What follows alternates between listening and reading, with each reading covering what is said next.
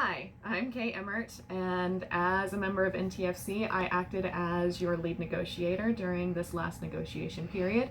And I'm just here to give you the key points of what we won so that you can make an informed decision when you go to cast your vote for ratification. So first, I'm going to start with wages, Article 8.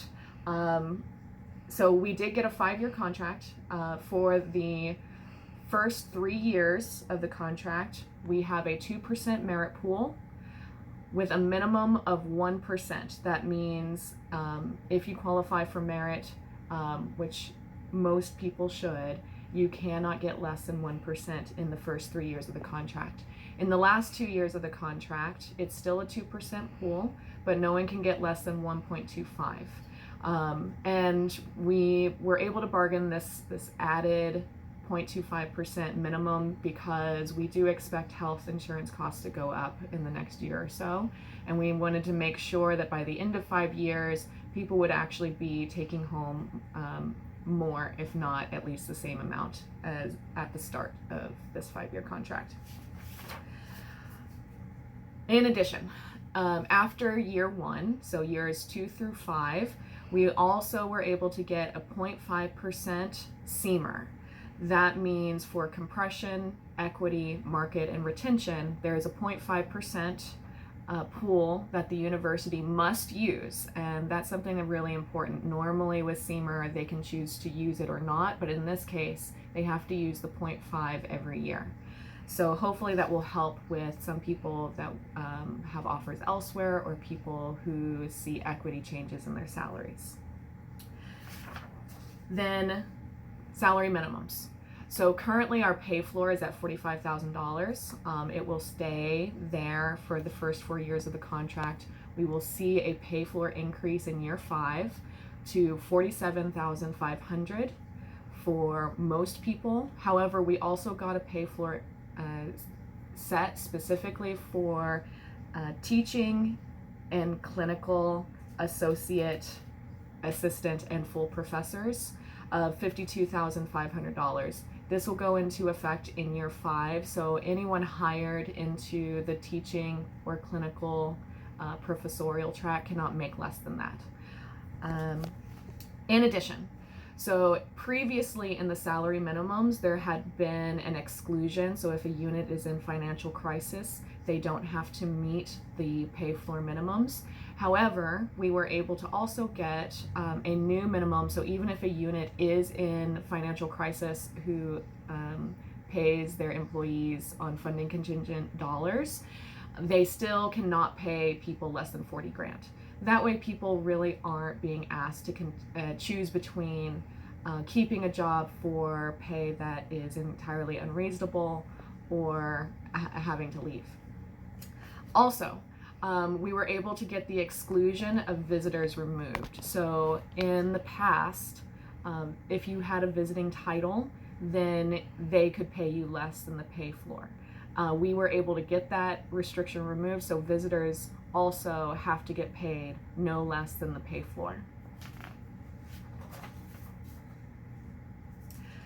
Promotions.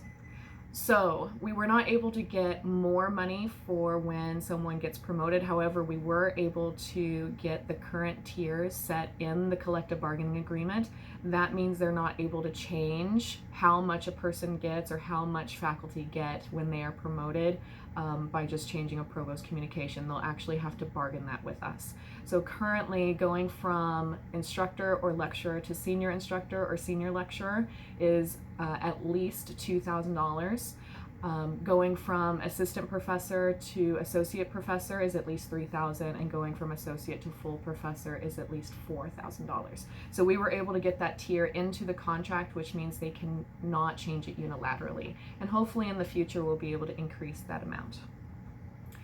We also were able to get some clarifying language into the wage article that clarifies what happens when there are multiple raises. So in the past, if someone qualified for the merit raise, they had language that said if you received a recent substantial raise, then you're not qualified.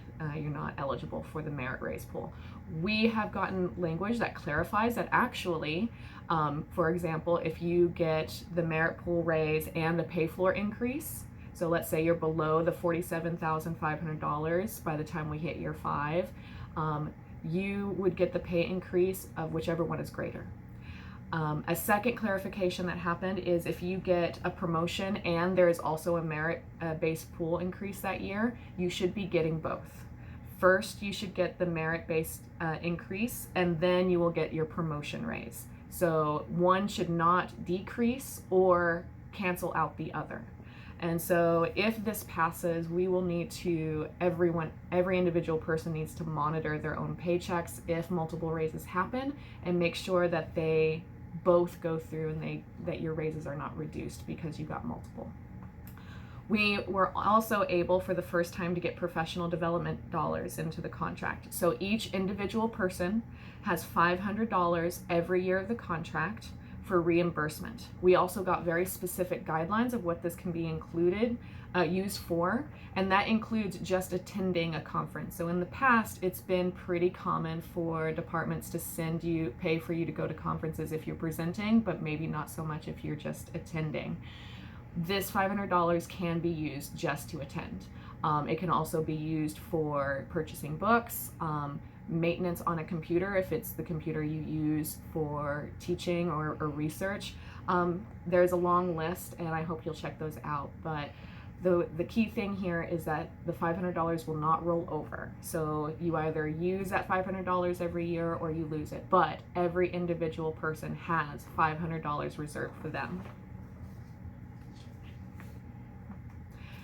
We also were able to get a solution to compression. So this was a compromise that the union and the employer set together.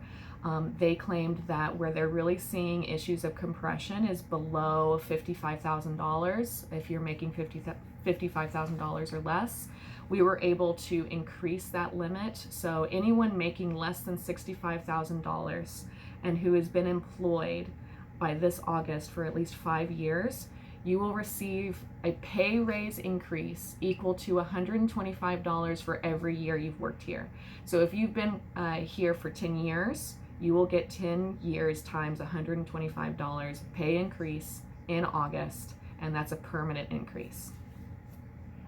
However, they didn't want the percentage to be more than a 10% increase, which should cover everyone anyways. And finally, in wages, every person should receive a $750 signing bonus for their first contract in the fall, for their first paycheck in the fall. Now, what a signing bonus is it is not a permanent increase. It is a one-time cash payment. It will, however, appear in your check. So just be aware that you may see an extra boost in your first paycheck for the new academic year. That $750 will not be permanent, so the following month won't include that increase. But it is something that we negotiated to help offset the increase in costs for health insurance going up in January. So that $750 should offset the first year of health insurance increases. So that covers the main points that we got in the wage article. Next, I'm going to be talking about Article 10, appointment, reappointment, and promotion. The key points that I want to cover here is that first, you've probably heard me refer to something informally as the 1+1 benefit. It's Section C, and it basically means if you've been employed here for at least 5 years consecutively, in your 6th year, you have this benefit for long-term employment, meaning to be non-reappointed. Once you are eligible for this, then they can give you a non-reappointment letter, but that gives you a full year. You are still employed for a year after that non-reappointment letter to look for another job. So that is still in place. We were able to keep that protected. And so once you are eligible for the 1+1 benefit, it basically acts as a 2-year rolling contract until someone gives you a letter of non-reappointment. However, for the first time, we were also able to get language about multi-year contracts. So Since we already have the 1+1 benefit, multi-year contracts, we specifically were able to compromise with the employer on this and get it reserved for teaching associate professors and clinical associate professors, as well as teaching full professors and clinical full professors. So once you have been employed in the professorial track for at least 3 years, then you have a right at the associate level for at least a 2-year contract. Now, those 3 years employment can happen anywhere in the professorial track. So if you did 3 years as an assistant and then you got promoted to associate, those years still count. You should get a 2-year contract. If you are a full professor, so that would be teaching or clinical professor, you have a right to at least a 3-year contract if you've been employed in the professorial track for at least 3 years. And again, those 3 years could have happened anywhere in the professorial track. Now, one key note that our employer has made clear from the beginning is that these two benefits should not overlap, that the 1+1 is for people on 1-year contracts or less, and then multi-year contracts are a separate thing. But we are very happy that we're able to get a little bit more security for those people who are facing the evaluation processes that the professorial track is. Next. So one of our big concerns this year was the issue of people being asked to do extra work when it was unclear whether it was extra work. Basically, units changing what counts as full-time work whenever they feel like it. So we were able to get a side letter agreement that forces the university within 2 years, so within 2 years of signing this contract, if we ratify it, every unit has to set guidelines for what counts as full-time for every NTT position that they have in their unit. They have to put this down in policy language, and it has to be easily accessible. It can't be in some random document that someone houses in their computer.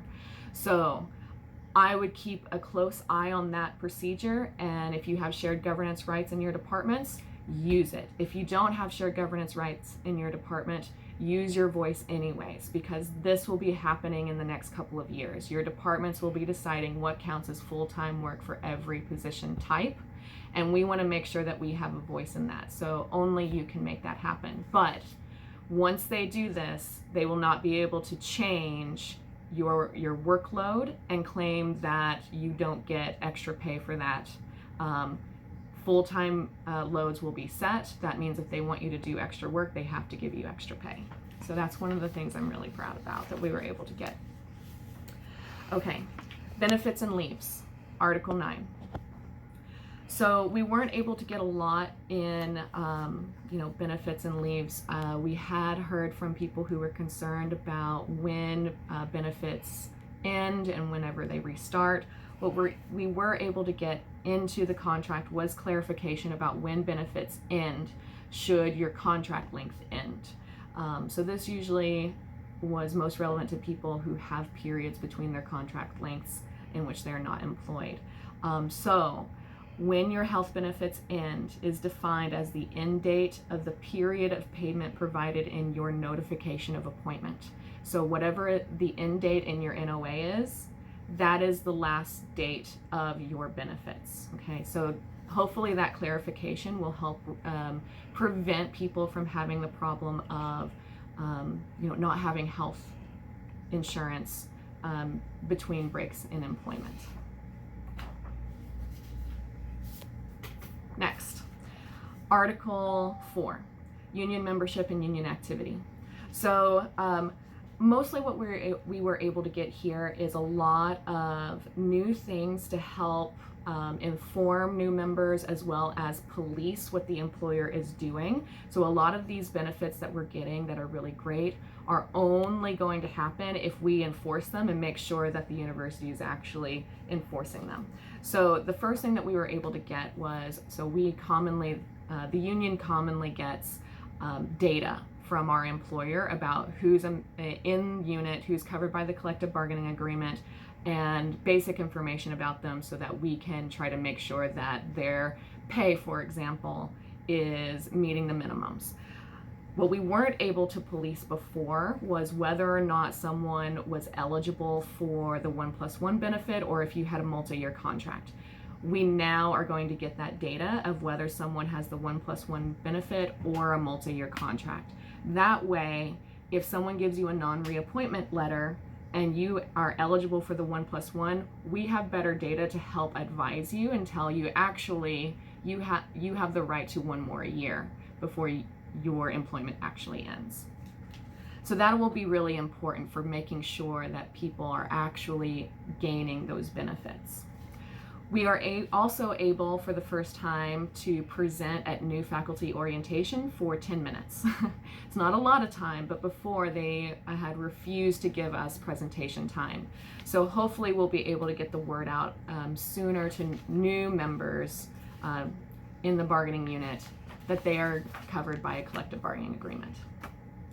And finally, we have another side letter or memorandum of understanding specifically dealing with visitor positions. And this just says that a few years ago there were some people misclassified as visiting according to Provost Communications. And so through labor management meetings during the past several years, we were able to work out and get everyone classified correctly. However, in this new memorandum of understanding, those people who were misclassified as visiting, those years that they were misclassified now count towards their seniority. So we were able to finally correct the mistakes that had happened for that group of employees. So that basically covers the main points that we got. There will be people available to answer questions if you would like to discuss the new tentative agreement before you cast your vote. However, I think this was an amazing example of successful collective bargaining. Both sides came prepared, both sides bargained in good faith, and I am recommending this contract for ratification. Thank you.